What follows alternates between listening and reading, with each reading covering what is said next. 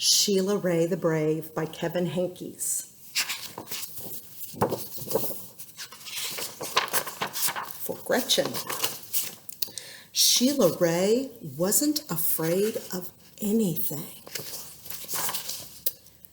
She wasn't afraid of the dark.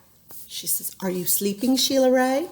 She wasn't afraid of thunder and lightning, and she wasn't afraid of the big black dog at the end of the block. At dinner, Sheila Rae made believe that the cherries in her fruit cocktail were the eyes of dead bears, and she ate 5 of them. At school, Sheila Rae giggled when the principal walked by. And whenever her classmate Wendell stole her jump rope during recess, Sheila Rae tied him up until the bell rang. "I am very brave," Sheila Rae said, patting herself on the back. Sheila Rae stepped on every crack in the sidewalk without fear. When her sister Louise said there was a monster in the closet, Sheila Rae attacked it. And she rode her bicycle no-handed with her eyes closed. Oh my goodness. "Yay, yay, Sheila Rae," her friends yelled, clapping their hands. One day, Sheila Rae decided to walk home from school a new way. Louise was afraid to. "You are too brave for me." "You're always such a scaredy cat," Sheila Rae called. "Am not," whispered Louise. Sheila Rae started off skipping. "I am brave," she sang. "I am brave." She stepped on every crack. She walked backwards with her eyes closed. Oh my goodness. She growled at stray dogs and bared her teeth at stray cats. And she pretended that the trees were evil creatures. She climbed up them and broke their fingers off. Snap, snap, snap. Oh my goodness.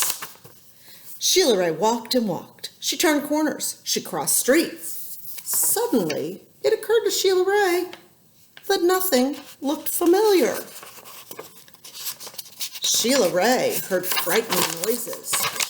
They sounded worse than thunder. She thought horrible thoughts. They were worse than anything she ever imagined. "I am brave," Sheila Rae tried to convince herself. "I am fearless." The sounds became more frightening.